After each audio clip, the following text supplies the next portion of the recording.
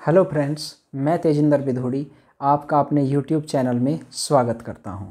जैसे कि ये गवर्नर जनरल की सीरीज़ जो चल रही है, इसके तहत हमारा जो ये तीसरा वीडियो है भारत के गवर्नर जनरल। इससे पहले मैंने बंगाल के गवर्नर पढ़ाए हैं, बंगाल के गवर्नर जनरल पढ़ाए हैं, दोनों वीडियो में पढ़ा चुका हूं। और तीसरी जो आज वीडियो है वो है भारत के गवर्नर जनरल।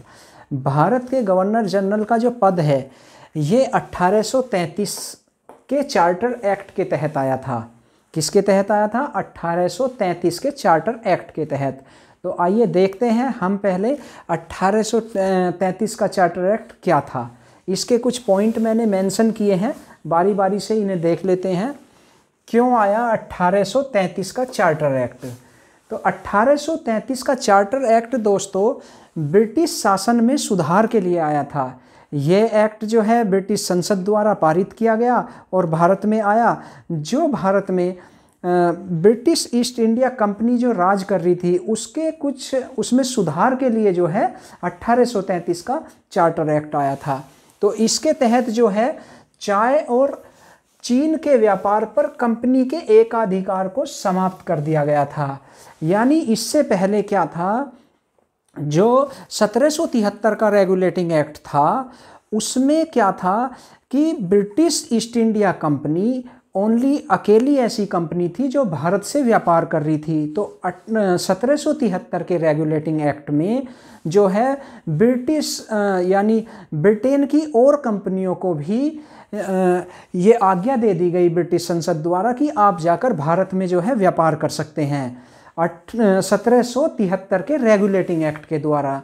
फिर जो है लेकिन उस एक्ट में 1773 के रेगुलेटिंग एक्ट में चाय और चीन के व्यापार पर जो ब्रिटिश ईस्ट इंडिया कंपनी थी इसका ही प्रभुत्व रहा। यानी चाय का व्यापार जो भारत में होता था और चीन से जो व्यापार होता था वो जो इसका जो एकाधिकार था वो ब्रिटिश ईस्ट इंडिया कंपनी के पास ही रहा। बाकी ब्रिटेन की अदर जो कंपनी थी और जो कंपनी थी वो कोई भी व्यापार भारत में आके कर सकती थी।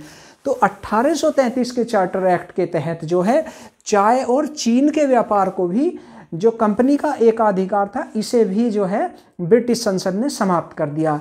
यानी अब क्या हुआ, 1833 के चार्टर एक्ट में ब्रिटिश कंपनी कोई भी आकर भारत में व्यापार कर सकती थी। अब ब्रिटिश ईस्ट इंडिया कंपनी का जो एक अधिकार था वो समाप्त हो चुका था। तो दो पॉइंट हमने देखे, क्यों आया और चाय और चीन के व्यापार को कंपनी का जो एक अधिकार था उसे समाप्त कर दिया 1833 के चार्टर एक्ट के द्वारा। अगला जो हमारा पॉइंट आता है, बंगाल का गवर्नर जनरल भारत का गवर्नर जनरल हो गया। यानी 1833 के चार्टर एक्ट के द्वारा जो बंगाल का गवर्नर जनरल हुआ करता था उसे भारत का गवर्नर जनरल बना दिया गया। अगला पॉइंट है हमारा, पहली बार अंग्रेजों के कब्जे वाले भारत में भारत सरकार बनाई गई। यानी जो बंगाल का, जैसे मैंने अभी बताया कि जो बंगाल का गवर्नर जनरल था उसे भारत का गवर्नर जनरल बना दिया। यानी भारत के जिन क्षेत्रों पर ब्रिटिश कंपनी का अधिकार था, ठीक है, तो उसे भारत के गवर्नर जनरल के अंडर में ला दिया गया। तो भारत के गवर्नर जनरल के अंडर में सारा क्षेत्र वो आ गया जो जिस पे ब्रिटिश कंपनी ने अधिकार जमा रखा था और उसे भारत सरकार कहा गया। तो यानी पहली बार अंग्रेजों के कब्जे वाले भारत में, जितने भारत में अंग्रेजों ने कब्जा कर रखा था उस भारत में भारत सरकार बनाई गई। ठीक है, अगला जो हमारा आता है, अगला पॉइंट देखते हैं। 1833 के चार्टर एक्ट को सेंट हेलेना अधिनियम भी कहा जाता है। ये क्वेश्चन कई एग्जाम में पूछा गया है दोस्तों कि भारत के कौन से ऐसे चार्टर एक्ट को सेंट हेलेना अधिनियम कहा गया है। तो 1833 के चार्टर एक्ट को सेंट हेलेना अधिनियम कहा गया है। ठीक है, तो ये पॉइंट हो गया। अब नेक्स्ट जो पॉइंट आता है हमारा, सरकारी सेवाओं में धर्म जाति के आधार पर भेदभाव का अंत। यानी 1833 के चार्टर एक्ट के द्वारा जो भारत में सरकारी सेवाएं थी, जो लोग सरकारी नौकरियां यानी सरकार में सेवाएं देते थे, उसमें पहले क्या था, जाति और धर्म के आधार पर नियुक्ति होती थी। उस भेदभाव का अंत जो है 1833 के चार्टर एक्ट के द्वारा कर दिया गया। इसके बाद जो हमारा नेक्स्ट आता है पॉइंट, भारत के पहले विधि आयोग की स्थापना, यानी भारत में कानून का जो आयोग था यानी विधि आयोग था, उसकी स्थापना 1833 के एक्ट के तहत ही की गई थी, जो 1834 से लागू हो गया। ठीक है ना। तो 1833 के चार्टर एक्ट के तहत जो है भारत के पहले विधि आयोग की स्थापना हुई। ठीक है। और इसके अध्यक्ष कौन बने? Lord Macaulay. लॉर्ड मैकाले को 1833 के चार्टर एक्ट के तहत भारत के पहले विधि आयोग का जो है अध्यक्ष बनाया गया, जो कि 1834 में हुई थी। यानी 1833 में जो है चार्टर एक्ट आया और जो है पहला विधि आयोग की स्थापना जो है 1834 से लागू कर दी गई। 1833 में स्थापना हुई और 34 से विधि आयोग लागू कर दिया गया, जिसके अध्यक्ष थे लॉर्ड मैकाले। तो ये कुछ पॉइंट थे 1833 के चार्टर एक्ट से संबंधित। तो आइए 1833 के चार्टर एक्ट के तहत जो बंगाल का गवर्नर जनरल पद था उसे भारत का गवर्नर जनरल बना दिया गया। तो ये भारत के गवर्नर जनरल मैं लेके आया हूँ, जो मेन गवर्नर जनरल है। मेन क्या, मुख्यतः यही गवर्नर जनरल जो हैं, भारत के गवर्नर जनरल पढ़ाए जाते हैं। अगर इन्हें आप अच्छे से लर्न कर लोगे तो इनसे बाहर किसी भी एग्जाम में कोई क्वेश्चन नहीं छूटेगा आपको। ठीक है। तो किसी भी एग्जाम में इनसे बाहर क्वेश्चन आ ही नहीं सकता। तो बारी बारी से हम देखेंगे भारत के गवर्नर जनरल और उनका टाइम, यानी कब से कब तक रहे। तो भारत के जो हमारे पहले गवर्नर जनरल थे वो थे लॉर्ड विलियम बेंटिक। ठीक है। कौन थे? Lord William Bentinck. ये भारत के प्रथम गवर्नर जनरल बने थे। तो लॉर्ड विलियम बेंटिक जो हैं 1803 में, एक चीज़ याद रखना कि 1803 में इन्हें सबसे पहले मद्रास का गवर्नर बनाया गया था। कहाँ का गवर्नर जनरल बनाया गया था? मद्रास का। तो यानी लॉर्ड विलियम बेंटिक को 1803 में मद्रास का गवर्नर बनाया गया था। उसके बाद जो है ये बंगाल के गवर्नर जनरल बनते हैं 1828 में। और 1828 के बाद जब 1833 का चार्टर एक्ट आता है तो 1833 के चार्टर एक्ट के तहत लॉर्ड विलियम बेंटिक को भारत का गवर्नर जनरल बना दिया जाता है। तो लॉर्ड विलियम बेंटिक के बारे में आपने ये तथ्य देखे और इनके समय में क्या कार्य हुआ था। इन्होंने सती प्रथा का अंत किया था, जैसे कि मैं पिछली वीडियो में भी आपको बता चुका हूँ। तो सती प्रथा का अंत 1829 में राजा राम मोहन राय की सहायता से लॉर्ड विलियम बेंटिक ने किया था। और इन्होंने मुख्य कार्य और क्या क्या किए? एक इन्होंने किया था ठग प्रथा का अंत, यानी ठग प्रथा का अंत इन्होंने कर्नल स्लीमन द्वारा कराया था। यानी ठग प्रथा का अंत 1830 में किया गया, जो हम जिसे ठगी प्रथा भी कहते हैं। तो ठगी प्रथा का अंत लॉर्ड विलियम बेंटिक ने 1830 में कर्नल स्लीमन द्वारा कराया था। तो क्या क्या हो गया? ठगी प्रथा का अंत हो गया, सती प्रथा का अंत हो गया, और इन्होंने जो है दास प्रथा पर भी रोक लगाई थी, जो मुख्यतः राजस्थान के कुछ जिलों में फैली हुई थी। दास प्रथा यानी दास प्रथा राजस्थान के कुछ जिलों में फैली हुई थी। उस पर रोक सबसे पहले 1832 में किसने लगाई? लॉर्ड विलियम बेंटिक ने लगाई थी। और दास प्रथा पे पूर्णतः जो प्रतिबंध लगाया था वो लॉर्ड एलनबरो ने बताया था, जो आगे मैं बताऊंगा आपको। तो इनके जो ये मेन कार्य थे, और इनके मुख्य दो कार्य और फेमस थे। 1835 का जो है मैकाले आयोग आया था। 1835 का मैकाले आयोग जो कि इंग्लिश शिक्षा को लेके आया था। यानी भारत में इंग्लिश का जो जन्म होता है, जो आज वर्तमान में इंग्लिश आप पढ़ते हो, वो सबसे पहले 1835 के मैकाले आयोग में आई थी। तो 1835 का मैकाले आयोग जो लॉर्ड मैकाले था, इस शिक्षा को लेके आया था। उसके बाद 1835 में ही कलकत्ता में मेडिकल कॉलेज, यानी मेडिकल कॉलेज जो डॉक्टरी के कॉलेज होते हैं, भारत के प्रथम मेडिकल कॉलेज की स्थापना 1835 में कलकत्ता में की गई। किसके शासनकाल में?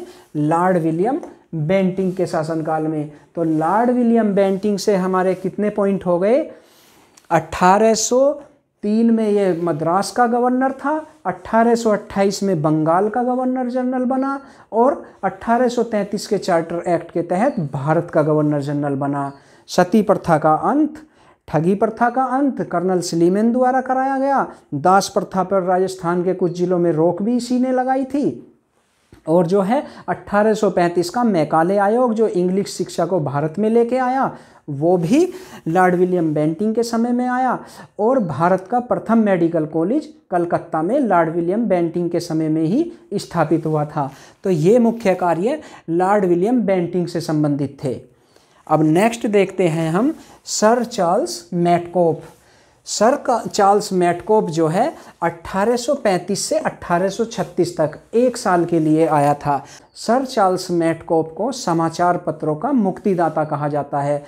मेटकॉफ के आने से पहले जो भारत में समाचार पत्र और पत्रिकाएं छपते थे उस पे ब्रिटिश कंपनी द्वारा कुछ प्रतिबंध लगा दिए गए थे, यानी ब्रिटिश कंपनी की आज्ञा के अनुसार ही आप जो है समाचार पत्रों में और पत्रिकाओं में कुछ छाप सकते थे। पहले कोई चीज़ अगर पत्रिका या समाचार पत्र में छापनी होती थी तो सबसे पहले ब्रिटिश जो कंपनी थी उसकी अनुमति लेनी पड़ती थी और उसके बाद ही छापा जाता था। तो इसने वो रोक जो है हटा दी, यानी सर चार्ल्स मेटकॉफ ने समाचार पत्रों पर सभी प्रतिबंध हटा दिए गए और इसीलिए इन्हें समाचार पत्रों का मुक्तिदाता कहा जाता है। एक और फैक्ट इनके शासनकाल में है, शासनकाल में तो नहीं कह सकते, एक इंटरेस्टिंग फैक्ट है कि सर चार्ल्स जो मेटकॉफ थे इनका जन्म भारत में ही हुआ था। बंगाल के कलकत्ता में इनका जन्म हुआ था, क्योंकि इनके जो पिता थे वो ब्रिटिश कंपनी में जो सेना होती थी, ब्रिटिश सेना, उसमें अधिकारी के पद पर तैनात थे भारत में ही। तो इनका जन्म जो है कलकत्ता में हुआ था सर चार्ल्स मेटकॉफ का। तो सर चार्ल्स मेटकॉफ से दो फैक्ट बताए मैंने। पहला तो इन्हें समाचार पत्रों का मुक्तिदाता कहा गया और दूसरा जो है इनका जन्म जो है कलकत्ता में हुआ था, यानी भारत में ही हुआ था। और कब से कब तक रहे सर चार्ल्स मेटकॉफ? 1835 से 1836, 1 साल का कार्यकाल। नेक्स्ट आता है लॉर्ड ऑकलैंड। लॉर्ड ऑकलैंड के समय में भी कोई ज़्यादा कार्य नहीं है। लॉर्ड ऑकलैंड का समय देख लेते हैं कब से कब तक आया। 1836 से 1842 ईस्वी तक। तो लॉर्ड ऑकलैंड कब से कब तक रहा? 1836 से 1842 ईस्वी तक। लॉर्ड ऑकलैंड के समय में एक महत्वपूर्ण कार्य हुआ कि इन्होंने जो जीटी रोड थी, जीटी रोड की मरम्मत का कार्य सर्वप्रथम लॉर्ड ऑकलैंड ने ही कराया था। जो जीटी रोड जो शेरशाह सूरी ने बनवाई थी उसकी मरम्मत सबसे पहले लॉर्ड ऑकलैंड ने कराई थी। और जीटी रोड कहाँ से कहाँ तक थी? जो कलकत्ता से दिल्ली तक थी। तो उसकी मरम्मत का कार्य किसने कराया? लॉर्ड ऑकलैंड ने कराया। लॉर्ड ऑकलैंड के समय में एक और महत्वपूर्ण कार्य हुआ, प्रथम आंग्ल अफगान युद्ध। प्रथम आंग्ल अफगान युद्ध लॉर्ड ऑकलैंड के समय में हुआ था। कब से कब तक हुआ था प्रथम आंग्ल अफगान युद्ध? 1839 से 1842 ईस्वी तक। प्रथम आंग्ल अफगान युद्ध 1839 से 1842 ईस्वी तक हुआ। तो 2 कार्य लॉर्ड ऑकलैंड से संबंधित हो गए। जीटी रोड की मरम्मत कराई और प्रथम आंग्ल अफगान युद्ध हुआ जो 1839 से 1842 तक चला था। नेक्स्ट देखते हैं हम लॉर्ड एलनबरो। लॉर्ड एलनबरो से पिछली कई परीक्षाओं में जो है क्वेश्चन पूछे गए हैं। लॉर्ड एलनबरो का कार्यकाल था 1842 से 1844 तक। तो लॉर्ड एलनबरो के कार्यकाल में इन्होंने 1843 में सिंध को ब्रिटिश भारत में मिला लिया था, यानी सिंध जो वर्तमान में पाकिस्तान में स्थित है वहाँ युद्ध करके उसे जीत लिया और भारत का अंग बना लिया, यानी ब्रिटिश भारत का अंग बना लिया। तो इन्होंने क्या किया? 1843 में सिंध विजय जो है प्राप्त करके और सिंध का विलय भारत में कर लिया। नेक्स्ट आता है इनका जो मैंने अभी बताया भी था आपको, दास प्रथा का अंत। दास प्रथा का जो पूर्णतः अंत किया था वो लॉर्ड एलनबरो ने किया था। मैंने पिछली वीडियो में भी आपको बताया था कि दास प्रथा का अंत लॉर्ड विलियम बेंटिंग ने किया था। वो जो दास प्रथा पर रोक लगाई थी लॉर्ड विलियम बेंटिंग ने, वो राजस्थान के कुछ जिलों में लगाई थी, यानी जो 1832 में लगाई गई थी। तो वो जो सबसे पहले जो रोक लगाई दास प्रथा पर वो लॉर्ड विलियम बेंटिंग ने लगाई, और जो है दास प्रथा का पूर्णतः अंत किया लॉर्ड एलनबरो ने, जो 1843 में किया। अगर क्वेश्चन एग्जाम में आता है कि दास प्रथा का अंत किसने किया, तो लॉर्ड एलनबरो ने पूरे भारत में दास प्रथा पर रोक लगा दी थी। दास प्रथा को अवैध घोषित कर दिया था किसने? लॉर्ड एलनबरो ने 1843 में। तो दो कार्य जो हमारे हुए लॉर्ड एलनबरो से संबंधित, सिंध विजय यानी सिंध को भारत में मिला लिया, और दास प्रथा का पूर्णतः अंत। तीसरा जो है वो कार्य भी 1843 में ही किया था, रविवार की छुट्टी का। यानी दोस्तों सबसे पहले आज जो हमारी रविवार की या संडे की छुट्टी होती है, स्कूलों की छुट्टी होती है, सरकारी दफ्तरों की छुट्टी होती है, वो छुट्टी सबसे पहले लॉर्ड एलनबरो ने ही घोषित की थी, जो 1843 में की थी, और सबसे पहले छुट्टी स्कूलों की गई थी। यानी रविवार की जो छुट्टी लागू हुई है भारत में वो 1843 में लॉर्ड एलनबरो ने की है। तो लॉर्ड एलनबरो के 3 मुख्य कार्य: सिंध विलय, सिंध को जीतकर ब्रिटिश भारत में मिला लिया, दास प्रथा का पूर्णतः अंत भी 1843 में किया, और जो है रविवार की छुट्टी भी 1843 में हुई। तो ये मुख्य 3 कार्य एलनबरो से आते हैं। और एलनबरो जो हैं कब से कब तक रहे? 1842 से 1844 ईस्वी तक भारत के गवर्नर जनरल रहे। अगला देखते हैं हम governor general Lord Harding. Lord Harding को 1844 में भारत का गवर्नर जनरल बनाया गया, जो 1848 ईस्वी तक रहा। कब से कब तक रहा? 1844 से 1848 ईस्वी तक लॉर्ड हॉर्डिंग जो है भारत के गवर्नर जनरल रहे थे। इनके समय में मुख्यतः एक महत्वपूर्ण कार्य है नरबली प्रथा का अंत। यानी लॉर्ड हॉर्डिंग द्वारा भारत में जो प्राचीन काल से नरबली प्रथा जो प्रचलित थी, उसका अंत जो है लॉर्ड हॉर्डिंग ने ही किया था। तो नरबली प्रथा का अंत लॉर्ड हॉर्डिंग ने किया था। दूसरा मुख्य कार्य हुआ था प्रथम आंग्ल सिख युद्ध। जो प्रथम आंग्ल सिख युद्ध हुआ था वो लॉर्ड हॉर्डिंग के समय में हुआ था, और कब से कब तक चला? 1845 से 1846 तक चला। प्रथम आंग्ल सिख युद्ध लॉर्ड हॉर्डिंग के समय में हुआ, जो आंग्ल सिख युद्ध जो था 1845 से 1846 तक चला। इस सिख युद्ध के अंतर्गत जो है 2-3 संधियां हुई हैं, जैसे कि लाहौर की संधि और भैरोवाल की संधि। तो दोनों संधि बहुत इंपॉर्टेंट हैं जो प्रथम आंग्ल सिख युद्ध से संबंधित हैं। तो प्रथम आंग्ल सिख युद्ध की समाप्ति के दौरान जो है पहले लाहौर की संधि हुई और भैरोवाल की संधि, बड़ी ही इंपॉर्टेंट है, कई एग्जाम में पूछी गई हैं। ठीक है, तो हमने देखा लॉर्ड हॉर्डिंग।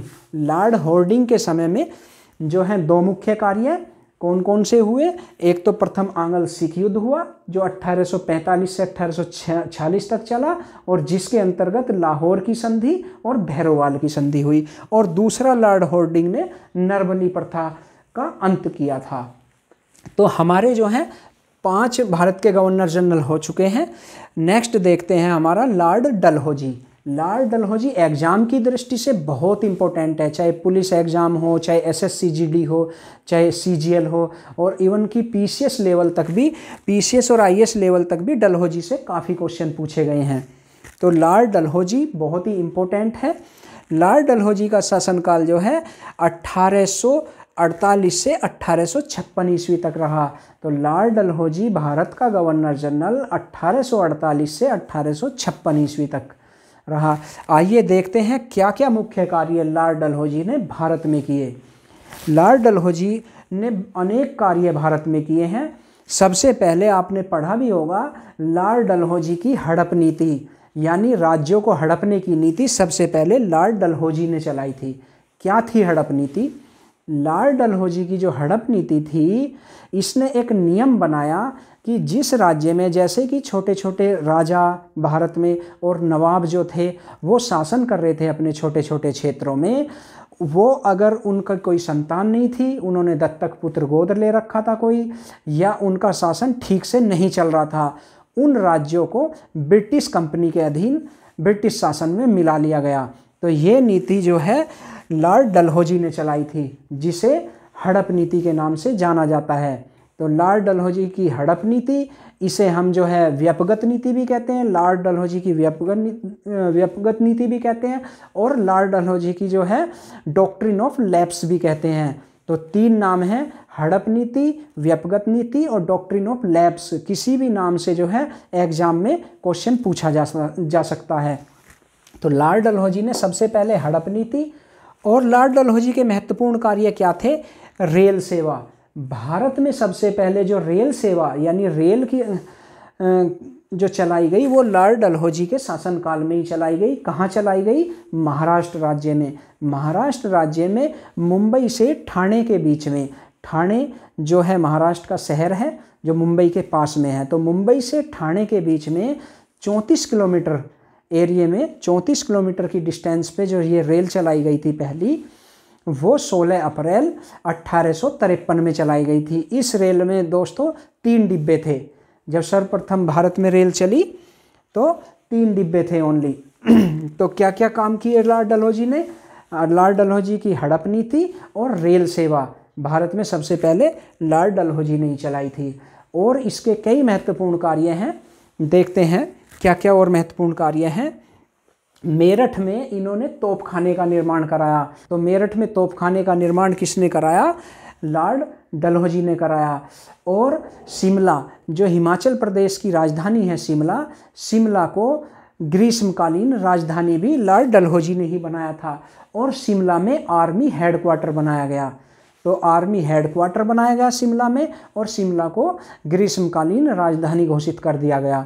ये लॉर्ड डलहौजी के काल में ही हुआ। और मेरठ में जो है तोपखाने का निर्माण किया गया। और इसके जो मुख्य कार्य हैं, मुख्य कार्यों में एक मुख्य कार्य है इनका डाक व्यवस्था, जो डाक टिकट जो प्रचलित हुआ था भारत में सबसे पहले। जो डाक टिकट, जो डाक आपने देखा होगा चिट्ठियों पे जो टिकट लगते हैं, वो डाक टिकट का जो प्रचलन है सबसे पहले लॉर्ड डलहौजी के काल में ही हुआ था, यानी लॉर्ड डलहौजी ने ही कराया था। और इन्होंने जो है तार व्यवस्था यानी विद्युत तार यानी टेलीग्राम की जो लाइन थी सबसे पहले लॉर्ड डलहौजी ने ही बिछवाई थी, जो कलकत्ता से आगरा के बीच में, यानी कलकत्ता से आगरा के बीच में सबसे पहले विद्युत तार सेवा या विद्युत टेलीग्राम सेवा जो है लॉर्ड डलहौजी ने ही शुरू की थी, जो 1857 की क्रांति में बहुत ही महत्वपूर्ण साबित हुई, जिससे कि दूर दूर जो हैं जो अंग्रेज जो गवर्नर जनरल थे, भारत के जो गवर्नर जनरल थे, जिन्होंने जो है अपनी खबर जो है इधर से उधर आसानी से पहुंचा दी। तो लॉर्ड डलहौजी से संबंधित ये कार्य हो गए। और मेन कार्य क्या हुआ था लॉर्ड डलहौजी से संबंधित? एक आया था वुड डिस्पैच। वुड डिस्पैच जो है उच्च शिक्षा के लिए आया था। और कब आया था? 1854 में। 1854 में वुड डिस्पैच आया था भारत में, जिसे जो है विश्वविद्यालय शिक्षा या उच्च शिक्षा में सुधार के लिए आया था। वो किसके समय में आया? लॉर्ड डलहौजी के समय में। तो लॉर्ड डलहौजी के समय में कई कार्य हो गए। आइए देख लेते हैं एक बार कौन कौन से कार्य हुए। हड़प नीति हो गई, रेल सेवा हो गई, और मेरठ में तोपखाने का निर्माण हो गया, और शिमला को ग्रीष्मकालीन राजधानी घोषित कर दिया, और आर्मी हेडक्वार्टर शिमला में बनाया इसने लॉर्ड डलहौजी ने। और वुड डिस्पैच जो है यानी उच्च शिक्षा में सुधार के लिए जो 1854 में आया, वो भी लॉर्ड डलहौजी के समय में ही आया था। और इनके समय में क्या क्या कार्य हुए? एक इन्होंने जो है सिक्किम को जो है ब्रिटिश शासन में मिला लिया था, जो 1850 में मिलाया, यानी 1850 में सिक्किम को ब्रिटिश शासन में लॉर्ड डलहौजी के समय में ही मिलाया गया था। सिक्किम जो भारत का आज राज्य है, जो 1975 में भारत में शामिल हुआ था। सिक्किम के बारे में एक चीज़ मैं बता देता हूँ दोस्तों आपको। सिक्किम जो है अलग स्वतंत्र राज्य हुआ करता था, यानी भारत का अंग नहीं था। 1975 में सिक्किम की जनता ने ये मांग की कि हमें भारत में शामिल होना है। तो जो है जनमत संग्रह कराया गया, यानी वोटिंग कराई गई, जिसमें ज़्यादातर वोट जो है भारत के पक्ष में आई, और भारत को 1975 में सिक्किम यानी सिक्किम को 1975 में भारत का 22वां राज्य बना लिया गया, यानी सिक्किम को भारत में मिला लिया गया। तो सिक्किम को सबसे पहले किसने जीता था, किसने विलय किया था सिक्किम का? लॉर्ड डलहौजी ने 1850 में। और 1852 में इन्होंने पंजाब का विलय भी किया, यानी पंजाब को जीतकर ब्रिटिश कंपनी के अधीन जो है मिला लिया, ब्रिटिश शासन के अधीन कर लिया पंजाब को 1852 में। और इन्होंने जो आंग्ल बर्मा युद्ध हुआ था, दूसरा आंग्ल बर्मा युद्ध हुआ था 1852 में, उसके तहत जो है बर्मा को भी ब्रिटिश शासन में यानी ब्रिटिश भारत में मिला लिया। तो इनके शासनकाल में जो है ये महत्वपूर्ण कार्य हुए थे लॉर्ड डलहौजी के शासनकाल में। तो आइए एक बार हम जो है रिकॉल कर लेते हैं। लॉर्ड विलियम बेंटिंग 1833 से 1835 ईस्वी तक रहा। इसके समय में कुछ मुख्य कार्य हुए। सती प्रथा का अंत हुआ और जो है ठगी प्रथा का अंत हुआ। सती प्रथा का अंत 1829 में हुआ। ठगी प्रथा का अंत 1830 में कर्नल स्लीमैन द्वारा किया गया। 1835 का जो है मैकाले आयोग जो अंग्रेजी शिक्षा लेके आया था वो भी बेंटिंग के काल में आया। और 1835 में भारत का पहला मेडिकल कॉलेज जो है कलकत्ता में स्थापित हुआ, वो भी बेंटिंग के काल में हुआ। और ये भारत का जो है प्रथम गवर्नर जनरल था। ये फैक्ट जो है लॉर्ड बेंटिंग के शासनकाल से। नेक्स्ट सर चार्ल्स मैटकॉप आया था। तो मैटकॉप के समय में मैंने आपको बताया कि इन्हें जो है समाचार पत्रों का मुक्तिदाता कहा जाता है और इनका जन्म जो है भारत में ही हुआ था। लॉर्ड ऑकलैंड जीटी रोड का इन्होंने क्या कराया? जीटी रोड की मरम्मत का कार्य कराया लॉर्ड ऑकलैंड ने। और प्रथम आंग्ल अफगान युद्ध जो हुआ था वो भी लॉर्ड ऑकलैंड के समय में हुआ था। और लॉर्ड एलनबरो 1843, याद रखना क्योंकि 42 से 43 है इसका बीच का साल। 1843 से लॉर्ड एलनबरो के 3 कार्य है। सिंध को भारत में मिला लिया जीतकर, और इन्होंने क्या किया? दास प्रथा का पूर्णतः अंत कर दिया 1843 में पूरे भारत में। और इसके लिए इसने जो है एलनबरो ने दास प्रथा के अंत के लिए एक जो है कानून बनाया था, एक एक्ट बनाया जिसे एक्ट 5 के नाम से जाना जाता है। उस कानून के अंतर्गत जो है भारत में पूर्णतः दास प्रथा का अंत हो गया, यानी दास प्रथा का अंत कर दिया गया। और तीसरा मुख्य कार्य है रविवार की छुट्टी। लॉर्ड हार्डिंग को देखते हैं। लॉर्ड हार्डिंग ने क्या किया? नरबली प्रथा का अंत किया। और प्रथम आंग्ल सिख युद्ध जो है लॉर्ड हार्डिंग के समय में हुआ, जो 1839 से कब तक चला? 1845 से 1846 तक चला। तो लॉर्ड हार्डिंग के समय में 2 कार्य है। लॉर्ड डलहौजी के समय में जो है हड़प नीति। और हाँ, एक चीज़ इंटरेस्टिंग फैक्ट मैं बता देता हूँ, जो लॉर्ड डलहौजी ने जो हड़प नीति चलाई थी भारत में, उसके तहत जो हड़पे गए कुछ राज्य थे वो कई बार उनसे क्वेश्चन पूछे गए हैं परीक्षाओं में। तो मेन जो राज्य हड़पे गए थे उनमें सबसे पहला राज्य था सतारा था। सतारा के बाद जो आया जैतपुर, फिर संभलपुर, और उसके बाद जो है उदयपुर, उसके बाद झांसी, और झांसी के बाद नागपुर, और फिर अवध। कौन कौन से? आइए रिपीट करते हैं। सतारा, जैतपुर, संभलपुर, उदयपुर, झांसी, नागपुर और अवध। अब इनकी डेट देख लेते हैं। सतारा जो है अंग्रेजी शासन में मिलाया था लॉर्ड डलहौजी ने। कब मिलाया सतारा को? 1848 में। सतारा को मिलाया 1848 में। इसके बाद कौन आया था? कौन सा मिलाया था? जैतपुर और संभलपुर को एक साथ याद रखेंगे आप। जैतपुर और संभलपुर को 1849 में मिलाया था। ठीक है, तो सतारा 1848, जैतपुर संभलपुर 1849। इसके बाद उदयपुर को 1852 में मिलाया। झांसी को मिलाया 1853 में।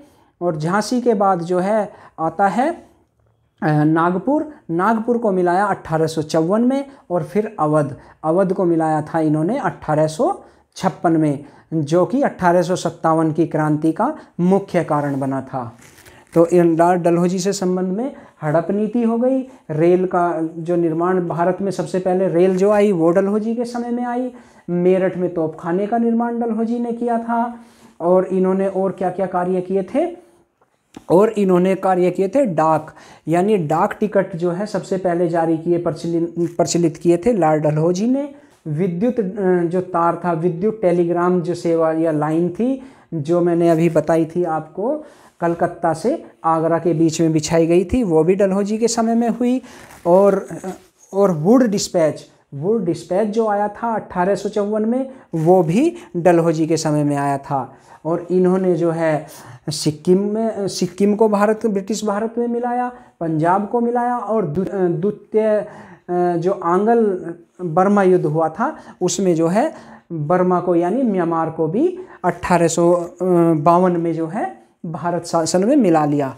तो ये मेन हमने रिपीट कर लिए हैं। अब लास्ट का जो हमारा भारत का गवर्नर जनरल है लॉर्ड कैनिंग जो है 1856 से 1858 ईस्वी तक जो है भारत का गवर्नर जनरल रहा। लॉर्ड कैनिंग कब से कब तक? 1856 से 1858 तक। और ये भारत का अंतिम गवर्नर जनरल था, क्योंकि इसके बाद जो है 1857 की क्रांति होती है, और 1858 में जो है जो ब्रिटिश संसद है उन्होंने जो है पूरे भारत पे अधिकार कर लिया, कंपनी का शासन खत्म हो जाता है, और ब्रिटिश यानी क्राउन का या ब्रिटिश ताज का शासन शुरू हो जाता है। और फिर दौर आता है भारत के वायसराय का। तो ये भारत के प्रथम वायसराय बनते हैं लॉर्ड कैनिंग, जिसके बारे में मैं अगली वीडियो में बताऊंगा। तो उम्मीद करता हूँ ये चार्ट आपको अच्छे से समझ में आया होगा, और ये साथ के साथ जो भारत के गवर्नर जनरल है अच्छे से याद भी हो गए होंगे। तो इन्हें सीक्वेंस से याद कर लें, इनके एक एक दो दो कार्य हैं, उन्हें जो है आप नोट डाउन कर सकते हैं। क्योंकि दोस्तों बोर्ड पे जो है इतनी चीज़ें मैं नहीं बता सकता, तो मैं बहुत ही कम चीज़ें बोर्ड पे मेंशन करता हूँ और वर्बली जो है आपको बताता हूँ। तो एक बार कॉपी और पेन लेके बैठा करें जब मेरी वीडियो देखें, और उन्हें नोट डाउन कर लें। वो ही फैक्ट बहुत इंपॉर्टेंट है, उनसे क्वेश्चन जो है एग्जाम में बनते हैं, इनसे भी बनते हैं, और जो मेरे वर्बली जो मैं बताता हूँ उनसे भी एग्जाम में काफ़ी क्वेश्चन पूछे जाते हैं। तो उम्मीद करता हूँ ये वीडियो आपको पसंद आई होगी। अगर वीडियो पसंद आई हो तो मेरे वीडियो को लाइक करें और मेरे चैनल को सब्सक्राइब करें। धन्यवाद।